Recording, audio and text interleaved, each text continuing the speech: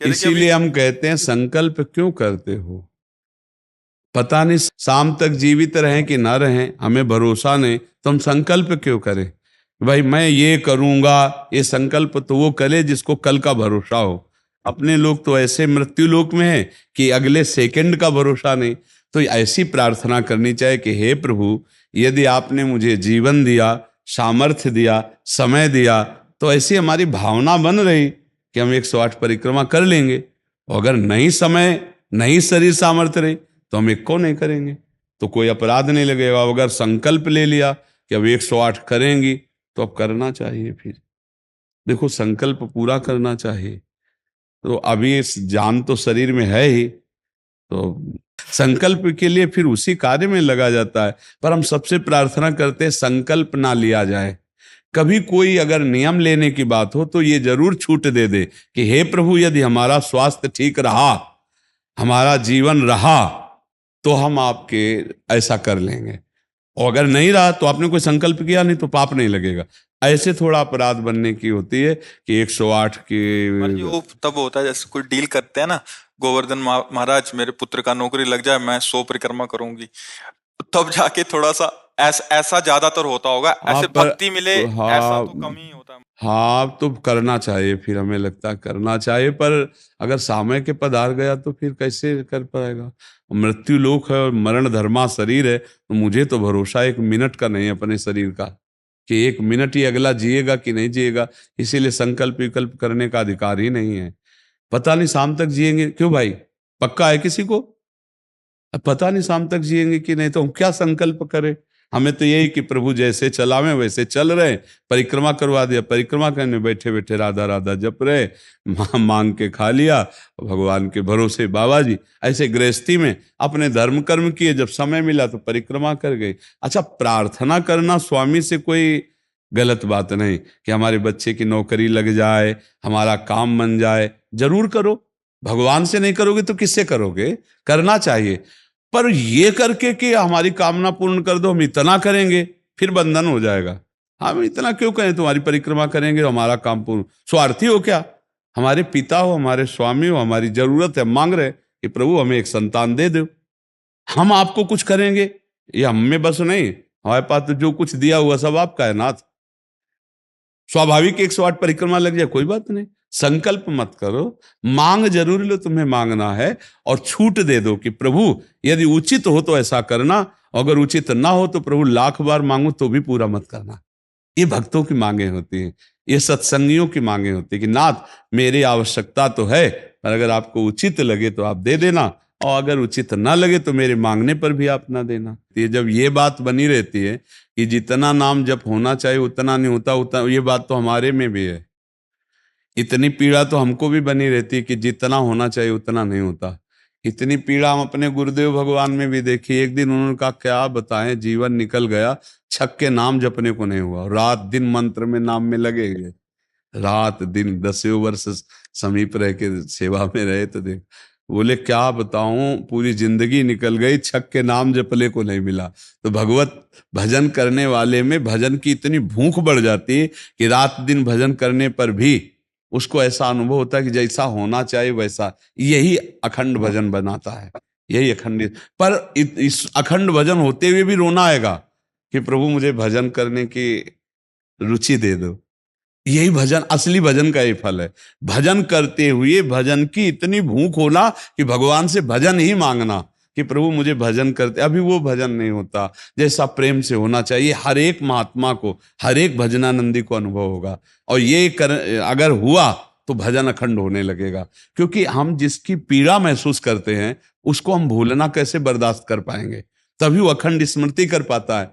और जो संतुष्ट हो जाता है भजन में, वो भजनानंदी नहीं होता। जो भजन में असंतुष्ट और भोगों में संतुष्ट रहता है वही भजनानंदी कहा जाता है। अपनी बात कहते हैं, मुझे तो गुरुदेव ने संभाला, नहीं तो साधन भजन हो रहा था, पर वो अहंकार जनित था। जब गुरुदेव ने कृपा करी तो हमारे अहंकार को चकनाचूर हुआ। तब ये बात समझ में आई कि गुरु कृपा से मोक्ष मूलम गुरु कृपा। गुरुदेव भगवान साक्षात करुणामय प्रियालाल के स्वरूप हैं। वो जब कृपा करते हैं तो अहंकार नष्ट हो जाता है, और अहंकार नष्ट होते ही दैन्यता आ जाती है। और प्रियालाल को दैन्यता बहुत प्रिय है, और वो दैन्यता कृपा से ही आएगी। और गुरु के चरणों में आसक्त रहो। देखो, हम आपको गुरु महिमा की एक बात बता दें। जब हम कोरा कागज होकर गुरुदेव के चरणों में समर्पित होते हैं, तभी हमारी हृदय में लिखा पढ़ी सही होती है। हम लोग क्या होते हैं, पूरा कागज रंगे हुए पहुंचते हैं और अपनी बुद्धि लड़ाते हैं गुरुजनों पर, इसीलिए हमारा काम बन नहीं पाता।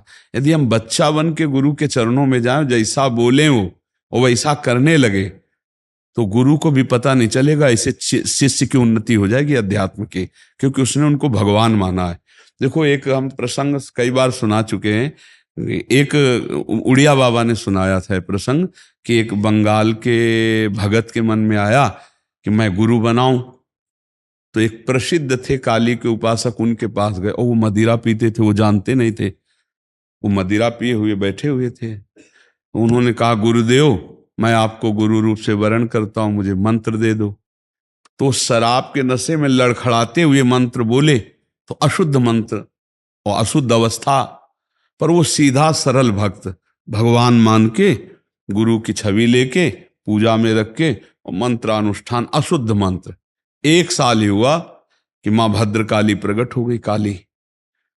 और उनका बेटा, तेरा गुरु ढोंगी है।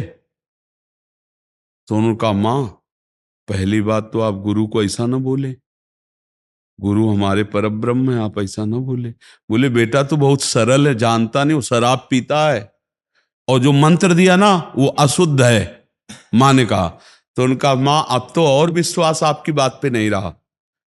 अगर गुरु ने अशुद्ध मंत्र दिया होता तो तुम 1 साल में आ गई, कैसे आ गई? बोले, बताने आई हूं कि मंत्र अशुद्ध है। तो उनका, मां, मैं अपने गुरु निष्ठा और गुरु मंत्र को नहीं छोड़ सकता, आप जाओ। तो उनका बेटा, मैं तुम्हारी गुरु भक्ति पे प्रसन्न हुई, और आज से मेरे सिद्ध करने का मंत्र यही होगा जो अशुद्ध मंत्र। ऐसा गुरु भाव किया जाता है। गुरु को परब्रह्म साक्षात माना जाता है। परब्रह्म में दोष दर्शन नहीं होते, दोष हमारी बुद्धि का है। अगर बुद्धि का दोष निकाल दे तो देखो, मत्ता परतरम नान्यत किंचिदस्ति धनंजय, भगवान कह रहे मेरे सिवा कोई और है नहीं। फिर हम गुरु को दोष दर्शन में देखें, कहीं ना कहीं हमसे त्रुटि हो रही। हमें घोर पापी में भी भगवान देखना है, तो गुरु में भगवान देखने में क्या बात है? विचार करके देखिए। जब हम गुरु में भगवान देखते हैं तो अपना समर्पण करते हैं, और जब वो हमारे साथ उल्टा व्यवहार करते हैं और हम सह जाते हैं तो हमारा अहंकार नष्ट हो जाता है। वहीं वहीं रहकर उसको चोट पहुंचने दो अहंकार को, और अहंकार जब मिटिया मिट हो गया, तब कृपा उदय हुई, तब समझ में आया को हो साक्षात परब्रह्म गुरुदेव हैं। गुरुर् ब्रह्मा गुरुर् विष्णु गुरुर्देव महेश्वरा, गुरु साक्षात परब्रह्म तस्मै श्री गुरु। गुरु में भगवान बुद्धि करना बहुत कठिन बात है, सबसे कठिन बात विश्व में, समझ लो। गुरु में परब्रह्म बुद्धि करना, और गुरु में परब्रह्म बुद्धि नहीं तो कुछ भी कर ले, अहंकार नष्ट नहीं होगा। यह खुली बात कह रहे। गुरु ही एक वो खिलाड़ी हैं जो हमारे अहंकार को मिटिया मेट कर दे सकते हैं, दूसरा नहीं, दूसरा नहीं। इसीलिए ध्यान मूलम गुरु मूर्ति, पूजा मूलम गुरु पदम, मंत्र मूलम गुरु वाक्यम, मोक्ष मूलम। गुरु का चरणामृत पियो, गुरु की चरण रज लगाओ, और गुरु के आगे एक तुच्छ सेवक की तरह रहो, अभी दैन्यता आ जाएगी। अगर गुरु में दोष दर्शन होने लगे तो हट जाना चाहिए, और दूर से उनको परब्रह्म मान के बिना निंदा किए उनके द्वारा बताई हुई उपासना में रत हो जाए तो उसका परम कल्याण हो जाएगा। दूसरा गुरु बनाने की जरूरत नहीं है।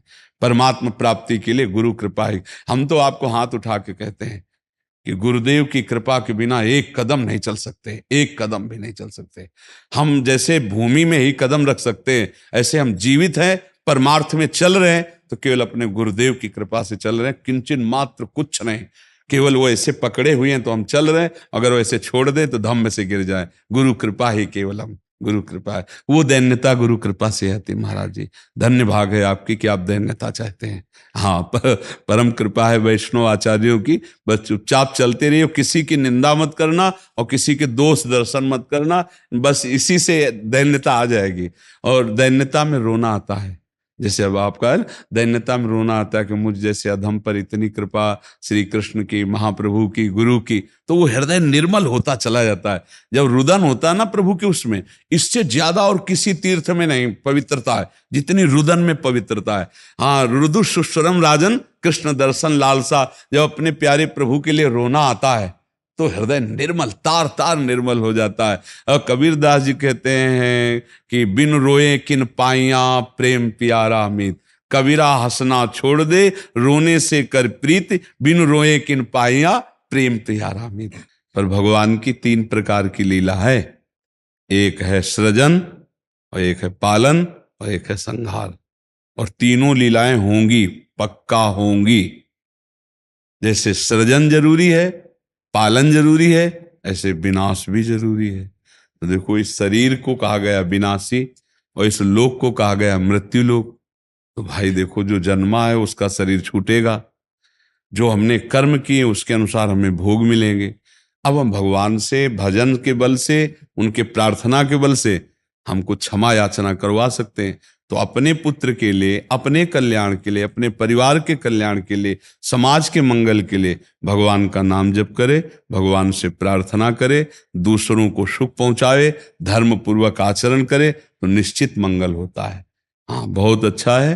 देखो, यशोदा मैया स्वयं भगवान लाला के रूप में आयला तो गौ की पूंछ से झाड़ना और ब्राह्मणों को बुलाकर स्वस्ति वाचन कराना, दान देना, मेरा लाला कन्हैया सुरक्षित रहे। क्योंकि बड़े बड़े आक्रमण हुए ना, पूतना है, तृणावर्त, अघासुर, बकासुर, तो मैया घबरा जाती थी कि दुनिया की बलाएं हमारे लाले के पीछे काहे पड़ी। और अच्छा, माँ को अपने पुत्र का महान स्वरूप दिखाने पर भी दिखता ले, क्योंकि माँ है ना, उनको तो लगता है मेरा लाला है, तो बार बार वो परेशान हो जाती थी। और स्वयं भगवान की रक्षा के लिए भगवान के नाम का प्रयोग किया, केशव भगवान बाजुओं की रक्षा करे, ऐसे करे, ऐसे। तो हमें लगता है भगवान का नाम जप और धर्माचरण, दूसरों को सुख पहुंचाना, और इसका फल मेरा पुत्र सुरक्षित रहे, मेरे पुत्र की बुद्धि शुद्ध हो, मेरे पुत्र को कभी विपत्ति न हो। तो ये देखो, माँ में बहुत बड़ी सामर्थ्य है। अगर माँ तपस्या और पूर्वक अपने पुत्र को चाहे तो अजर अमर बना सकती है। मंदालसा माँ ने यही कहा था, मेरे गर्भ में जो जीव आएगा उसे भगवान से मिला के रखूंगी, उसे भगवत प्राप्ति, और ऐसा ही किया। देखो, गांधारी जी ने जे भी सुना कि धृतराष्ट्र हमारे पति होने वाले वो अंधे हैं, तो पट्टी बांध ली। जब ये समय आया कि अब युद्ध होगा ही पक्का, तब गांधारी जी ने कहा, बेटा मैं तुम्हें बहुत प्यार करती हूं, तुम मेरा बेटा है, पर भीम के सहयोगी श्री कृष्ण तू मारा जाएगा, इसलिए जा, तू नग्न होकर मेरे सामने आ जा, मैं पट्टी खोलती हूं, तेरा शरीर वज्र का हो जाएगा, मृत्यु ही नहीं होगी तेरी। अब भगवान तो भगवान ही है। अब वो आ रहे थे नंग धड़ंग दुर्योधन, तो भगवान ने देखा उनका, अरे यार तुम इतने बड़े होकर बच्चों की तरह नंगे घूम रहे हो। तो उनका माँ ने कहा है, बच्चे हो, कम से कम कमर तो ढक लो इतना। ओ ऐसे पत्ता लगा के ऐसे, गांधारी ने जी ही आंख खोले ऐसे दे, उनका ये पत्ता क्यों लगा लिया? उनका, माँ तुम्हारे सामने नंगा कैसे आऊं? अरे उनका, धोखा कर दिया तूने, अब जितनी दृष्टि मेरी पड़ गई, तेरा शरीर वज्र का हो गया, गदा या किसी भी प्रहार से नष्ट नहीं होगा, लेकिन तू कमर से मारा जाएगा, यही से कमजोर हो गया। क्योंकि और भगवान अपने भक्त का प्रण पूरा करवाने के लिए जब द्रौपदी को दिगंबर करा रहा था ना, ये सभा में लाभ जंगा ठोक रहा था, तो भीम ने यही प्रण किया था, इसी जंगा को तोड़ूंगा।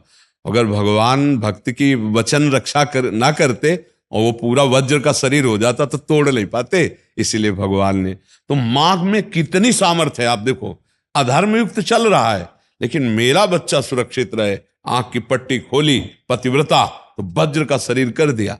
तो आप अपने पुत्र को अजर अमर अविनाशी बना सकते हैं साधना और भजन के प्रभाव से।